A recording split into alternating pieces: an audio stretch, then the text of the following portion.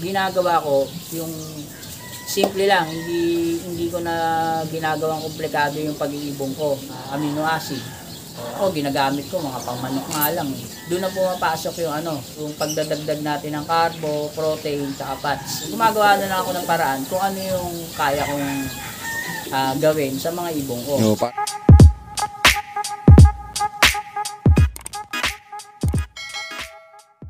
Sir, malaki itong loop mo, sir, Tulop niya, mga kalapatids, so. Madami pala kayong ibon, sir, Konti na lang. Konti na lang. Itong nasa baba, ano to, mga stock po? Stock lang yan. May ilan to, sir? Dami. Mga kulang 100. Dami, Ano to, sir? Mga hen lahat o kak? Halo. Halo na. Hindi, meron kasi ako ginagawa ko. Isa pa pala sa mga gawa ko sa breeding. Nagna-natural pairing ako. Okay. Ilalagay ko yung kak sa babae. Ngayon, kung sino yung magpares, tinutuloy ko yun. Kasi may mga ibon ako na nag-champion sa ganun. Kaya dinire-diretso mo na, sir. Siyempre, meron tayong gustong gawin, bukod yun. Meron din tayo na parang, kumbaga, kung nahihirapan kang mag-pairing, mag-isip. Kasi alam mo naman kung ano nasa loob ng loob mo Oo nga naman. Ilagay mo yung akin, ganun ang ko nilalagay ko na lang yung kak sa loob ng mga hen para alam na sila kung sino yung mapipili nilang kapares, tinutuloy ko. Kasi nga, may mga panalo ko dati na ganun, yung accidentally na nagpares, binuhay ko, siningsingan ko, nanalo. Ayun, ito. Tsaka panigurado naman, hindi biro yung mga ibon na nandito, paniguradong mga winning line din yung nga nandito. Ito, papasyal naman tayo sa kanyang flower slope. Ayan, tara, sir. Paunahan nyo nga, sir. Bali ito, sir, katas na lang ng mga panalo. Oo, nagdag na lang konti. Ayun, ang laki, sir. Ito, mga kalapatids, nandito tayo ngayon sa loop ni Sir J. De La Paz. Ayan, sir, sama na po pala yung north mo tsaka south. Oo, inaati ko lang yan. Pagka halimbawa, maglalaban na ako, bubukod na sila. Na ano to naati ko Okay. Para isang turo na lang, sir, sa kanila, Yan, naati to. Isa to, may mga box perch din siya. Gaano kayo kadami, sir, kung maglaro? Actually ako, talagang konti lang. Mga isa, 2 set. Ganun lang ako maglaro talaga. Kasi nga, before, nagtatrabaho ko, hindi ko totally kayang tutukan lahat. Mas mahirap, nagsubok din ako ng marami, kaya lang, mas nahihirapan ako kasi hindi ko matutukan.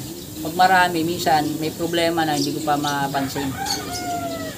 Siyempre tayo, dati nagtatrabaho tayo. Ngayon na lang ako hindi kasi nga nasa bahay na lang.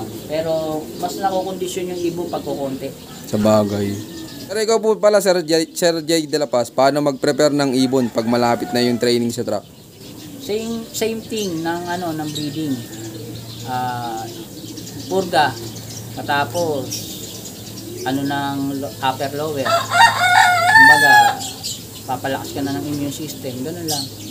Wala namang ding sabihin mong ibang ginagawa. Yun. Paano, sir, ang ginagawa mong adjustment pag malapit na yung derby?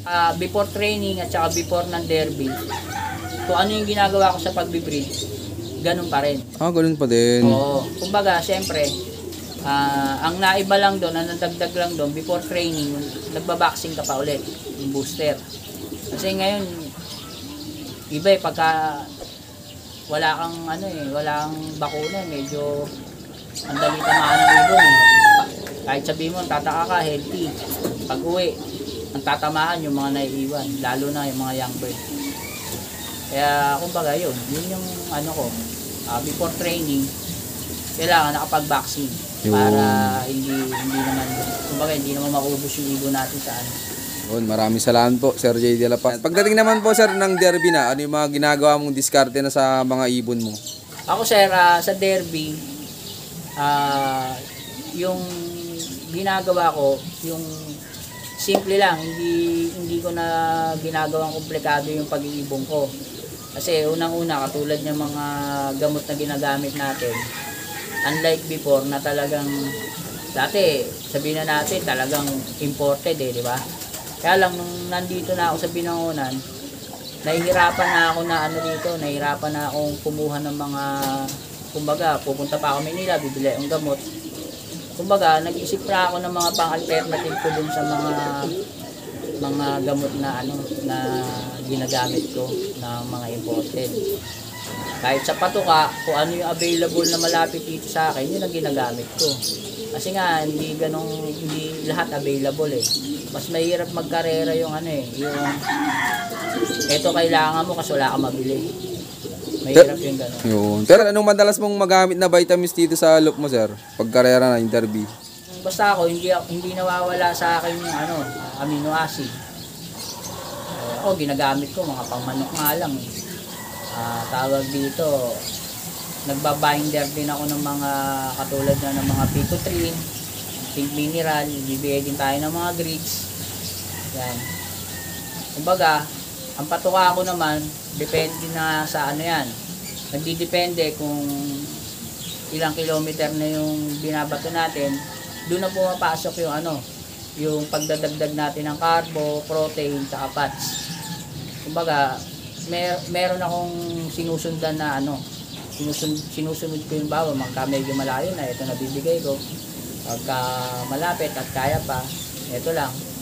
May mga ganun na akong ginagawa. Yun. Pero sa pagdating sa pagpapatuka na oras, sir, may nag-a-adjust din kayo pag derby? Same time lang. Actually, ang standard ko lang na patuka ng oras, sabihin natin between 8 or 9. Tapos 3 to 4. Kung tatanungin mo ako sa pagpapalipad ko, 3 beses ako nagpapalipad sa isang araw. Kasi hindi ako ano eh, nagtotos. Kaya dinadaan nyo na lang sa low-fly? Oo, wala. Kasi before, nagtatrabaho ko. Ngayon, dahil hindi ako makapag-drive pa, hindi ako makalayo, lalong hindi ako makapag-toast. Kaya ginagawa ko, nagpapalipad lang ako 3 beses ng araw lang. At saka ang training ko, track lang. Gusto ko mang gawin yung ano, yung mag-toast ako, kasi malaking bagay sa ibon yan.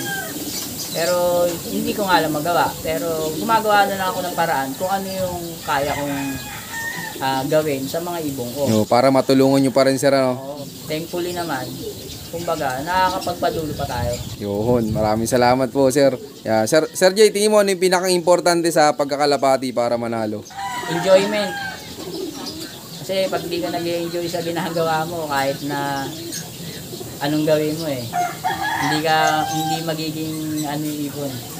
Baka kung di mo talaga love mag-ibon, o sabihin natin hindi mo talaga hilig magkalapate, susuko ka na lang pag di ka nanalo. Kasi ang magiging ano mo doon, kailangan manalo. Eh, hindi naman ganun. Kaya ka nag-ibon kasi nga, di ba? Eto, kumbaga, hobby mo o talagang passion mo. Ano man mangyari, hindi ka basta para mag-give up sa mga magiging ano mo sa pag-iibon mo. Kasi, nung una, pag-iibon ko, hindi naman ganun. Nag-champion ako agad. Siguro, swerte lang na pagkasimula ko, next year, nag-champion na ako. Tuloy-tuloy na, panalo ko, tapos ang kagandahan, yung mga kaibigan natin na nabatuhan natin ng ibon, nagpapanalo rin. Kaya nakakatuwa, medyo kumbaga, bawa, hindi man ako nanalo, mababalita mo, may nanalo na galing sa iyong line. Yun, maraming salamat po, Sir Jay. Yan, mga kalapatids, nandito tayo sa loob ng bahay ni Sir Jay de la Paz. Ito yung kanyang mga achievements. Yung mga achievement ko.